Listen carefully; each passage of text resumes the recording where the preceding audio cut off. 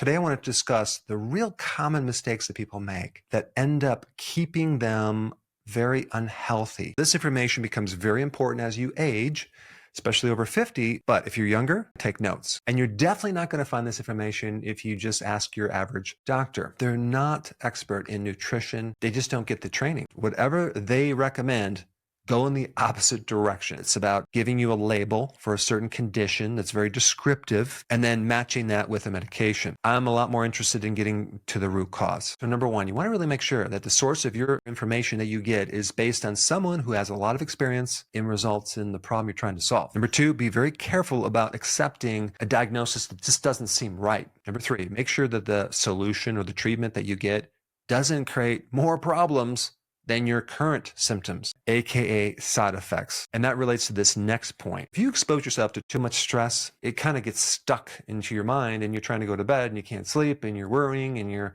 in this constant state of fear. Unfortunately, nowadays, it's almost impossible to avoid it because it's everywhere. The next thing I want to talk about before I get into nutrition is your environment. I didn't realize at first how important your environment was until I had this great opportunity to move out of the city into the farm. I'm going to tell you, having that space is such a therapy. This going into nature is so important to do this on a regular basis. And the next thing is regular, consistent exercise. And what exercise does is it kind of flushes out the cortisol and the adrenaline that builds up just from being on this planet. If you exercise more on a wave versus a sustained high pulse rate exercise, it's healthier. Next point, what are the most important nutrients that you should be getting on a regular basis? The most important one is vitamin D. Think about your genetics. You have like 20,000 to 25,000 different genes. Did you know that vitamin D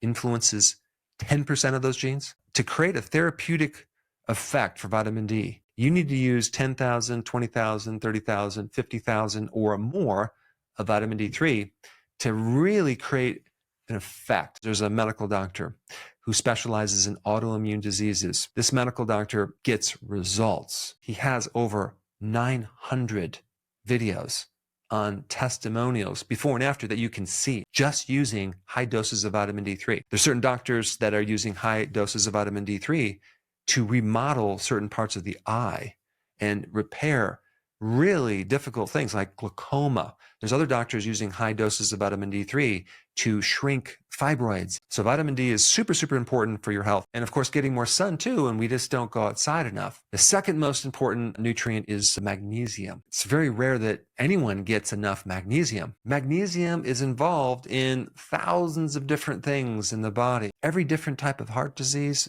usually has a magnesium deficiency, but magnesium goes way beyond the heart. If you don't have enough magnesium, you can't make energy. So vitamin D, magnesium, and number three is zinc. Zinc is a trace mineral. Zinc is very, very important, and a lot of people are deficient in zinc. And they all really depend on each other. In other words, you could be taking a lot of vitamin D3 and be very deficient in magnesium and zinc, and vitamin D won't work. So you kind of need all three of those. And then the flip side, what are the two nutrients that you have to be careful of taking because they become very toxic?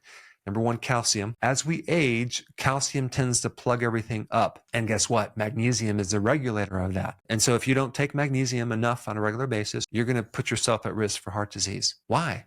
Because you don't have the controlling factor of calcium and it gets into the soft tissues. And then the other nutrient that's even more deadly than too much calcium is too much iron. We have an extreme difficulty in getting rid of iron. At the very most per day, we only get rid of 0.5 to 1 milligram of iron. Yet the RDA for iron is 8 milligrams. And if you're women of childbearing age, it's like 18 milligrams. We're taking in way too much iron. If you have too much iron, you're going to rust out your organs. You want to start looking at labels, start avoiding certain things to make sure you don't overload yourself with iron. Even if you have a genetic problem with iron, which is the person really is not deficient in iron. They just have an accumulation of iron in the wrong place. Iron is very, very toxic, and I never recommend taking it in a supplement. Next mistake is to avoid salt. There's a difference between sea salt and table salt.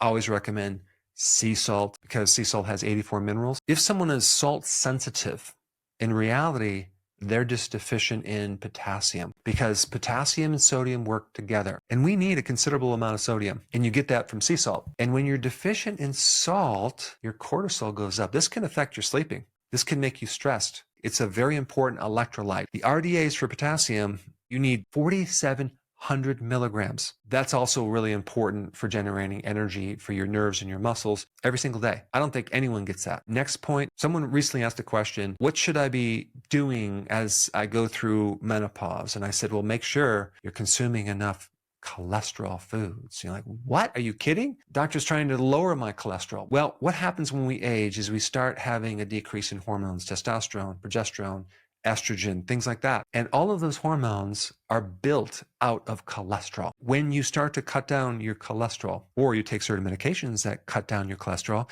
you really cut down those hormones that are already tanked and very, very low. So having sufficient amounts of the raw material, cholesterol, in your diet is very, very important, especially as you age. We need cholesterol for our brain, bile salts to help digest fats. Most importantly, we need cholesterol to make hormones. Where do we get cholesterol? Butter, eggs, dairy, shellfish. And just as a side note, just think about this. Diabetes is too much sugar in your blood. Wouldn't it make logical sense to start cutting down sugar and carbohydrates? In fact, what they focus more on is making sure you have some glucose tablets in your pocket or candy in your pocket if your blood sugars become too low because the medication is pushing it too low. Why not just take less medication if you come off the carbs? This whole thing is insane. But it's not just about cutting down the sugar carbohydrates. It's cutting down this other carbohydrate called starch. Most of the starch that people are eating is not really listed as starch on the labels. It's listed as these other words, modified food starch, but then you get into the wheat flour. All of that is starch. Next point, in your diet, you have proteins, carbohydrates, and fats. Which one would be the most important to focus on as far as to create health? Proteins are the most important. Why? Because most of your body is protein, not just muscle, connective tissue, but your immune system, antibodies, white blood cells. And a person, an insect, an animal will continue to eat until their protein requirements are satisfied. So just take a look at junk food, right? There's not a lot of protein in junk food. You know, the cereal boxes, the crackers, the cookies.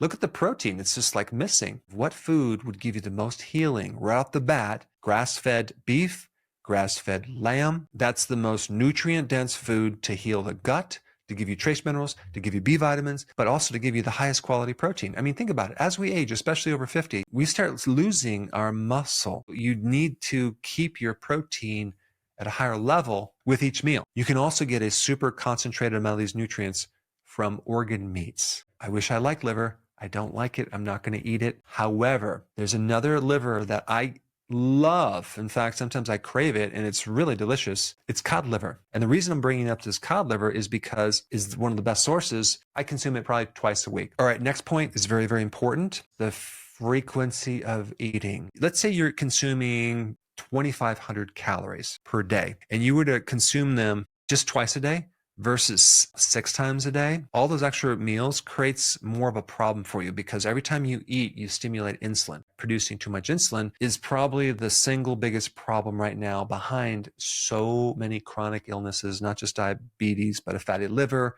high blood pressure. We talked about reducing the carbohydrates. Now we're talking about reducing snacking, grazing at night. It's just not good. If you could just take your snacks, if it's nuts or whatever, and just push them to the meal and just had 2 meals a day, I think that would be awesome because then you can actually do intermittent fasting and you can create a lot of improvements with that because it's going to reduce your insulin. Next point you should know about autoimmune diseases, where your immune system is attacking itself. It's the number one problem out there. I think it's a combination of a couple things. Number one, the person has low vitamin D, but I don't think it's the only cause. And it has to do with microbes, viruses, and other pathogens that are constantly trying to invade our body and create all these problems. And one of the strategies that they do is they downgrade your vitamin D receptor.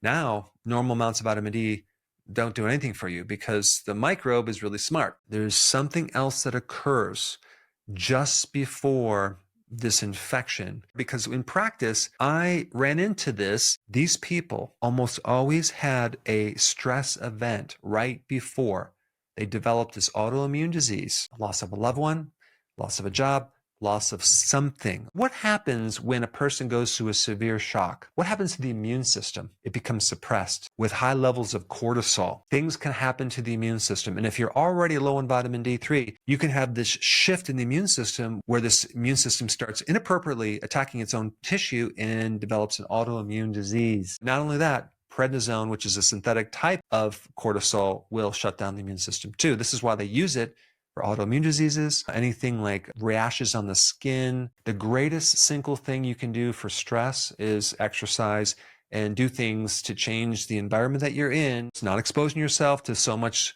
insanity. Now, the last thing, and I think one of the most important things you need to know about in relationship to your health, is the recognition that your microbiome in your gut actually is an organ. People think it's like some extra thing that's really not part of us. It is part of us. It's way more than our own cells. And it's called the gut microbiome. And the significance or impact that those microbes create on your health is huge. Why the heck would we ever want to even take an antibiotic and kill them off? It's beyond me. What you have to realize is when you take an antibiotic, you will never have the same microbes ever again. A lot of these microbes never grow back. It's a lie that they told you that, oh yeah, you're just going to actually decrease the number of microbes and they're just going to come back to normal just like before. No, that's a lie. The importance of supporting the gut microbes as an organ is vital. For what? Immune protection, the neurotransmitters that are created, your mood, your cognitive function is influenced by the microbes. There's certain vitamins that are made by these microbes. A lot of your digestion is related to microbes. Your ability to get rid of cancer is related to these microbes. Your ability to sleep good is related to these microbes. And the list goes on and on and on. That's why it's so important to, on a regular basis, consume fermented foods, sauerkraut, kimchi, yogurt, and taking a very good probiotic would be very, very smart. I covered a lot of stuff in this video. I think all of it's super important, especially if you're over 50, but I would apply a lot of this information before you're 50. Start creating your health right now because health has to be created. It doesn't just automatically happen. But I've given you the key ingredients for creating health. And I think the next most relevant video for you to watch would be on the best foods to eat to create health. And for that, I put this video up right here. Check it out.